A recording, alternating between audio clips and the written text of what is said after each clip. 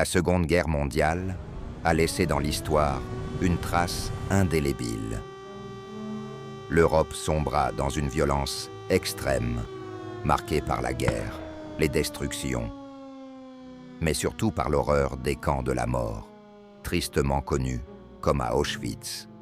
Dans ces lieux, des millions d'hommes, de femmes et d'enfants ont été privés de tout, leur liberté, leur dignité et jusqu'à leur vie. Réduits à des numéros, ils vivaient dans des conditions inhumaines, soumis à la faim, au froid, à la peur constante et à une mort certaine. Parmi ceux qui ont survécu à cette horreur, Monsieur Primo Levi, qui nous raconte ce monde hors du temps dans son livre « Si c'est un homme ». Bonjour à tous mes auditeurs et soyez les bienvenus sur ma chaîne Memento Liber. Pendant la Seconde Guerre mondiale, au sein de l'Alliance, une rumeur circule sur l'existence de camps de massacres en Pologne.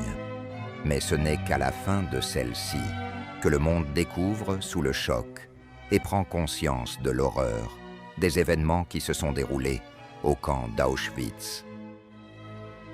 Survivant de cet enfer, Primo Levi consacre son œuvre à raconter ce qu'il a vécu.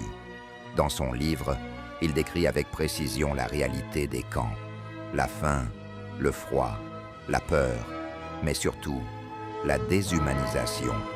Son témoignage est marqué par un style particulier, dans une sobriété qui rend son récit encore plus bouleversant. Pour lui, témoigner fut une nécessité. Il voulut que le monde sache, comprenne et n'oublie jamais. À travers ces mots, Primo Levi ne raconte pas seulement son histoire personnelle.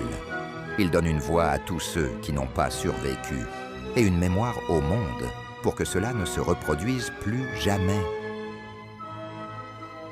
Auschwitz, une ville du sud de la Pologne, à environ 50 km à l'ouest de Cracovie.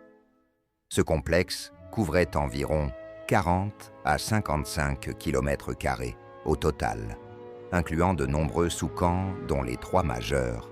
Auschwitz I, le camp principal, initialement destiné aux prisonniers politiques polonais.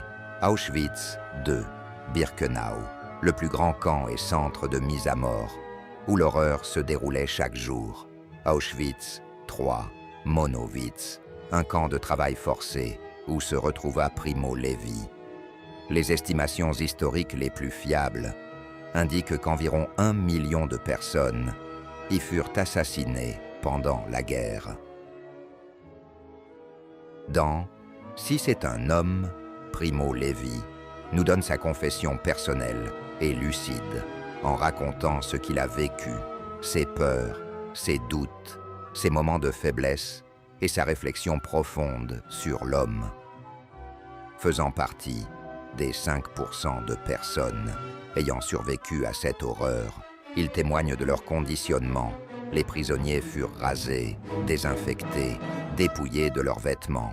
Ils perdirent leur nom, remplacés par un numéro. La faim constante, la fatigue extrême, la puanteur, le froid, les latrines, la maladie. Des hommes détruits, brisés et transformés en êtres soumis. Les repas étaient insuffisants, souvent de mauvaise qualité, très peu de soupe et de pain, et devint une obsession quotidienne. Dormir fut tout aussi difficile. Ils étaient entassés dans des couchettes étroites, sans confort, sales et dans le froid. Le manque d'hygiène, la fatigue extrême et la peur permanente aggravaient leur souffrance.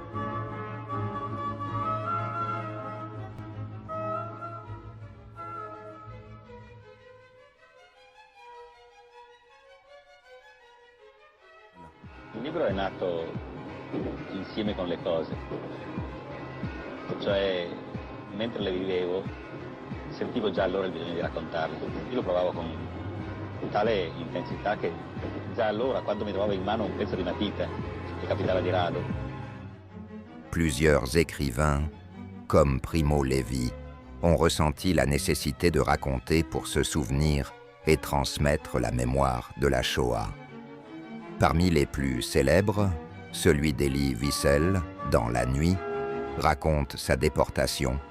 On peut aussi citer le journal d'Anne Frank, où elle y raconte sa vie cachée pour échapper aux nazis avant d'être arrêtée. Son regard est celui d'une adolescente, ce qui rend son témoignage particulièrement touchant.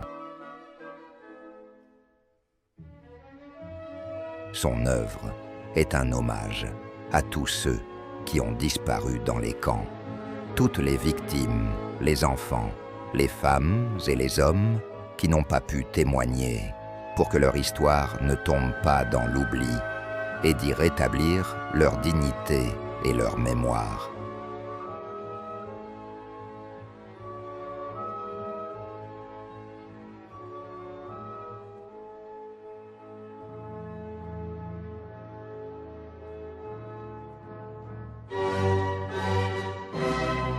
Merci à vous, Monsieur Lévy, pour votre courage, vos mots justes, et pour votre témoignage essentiel.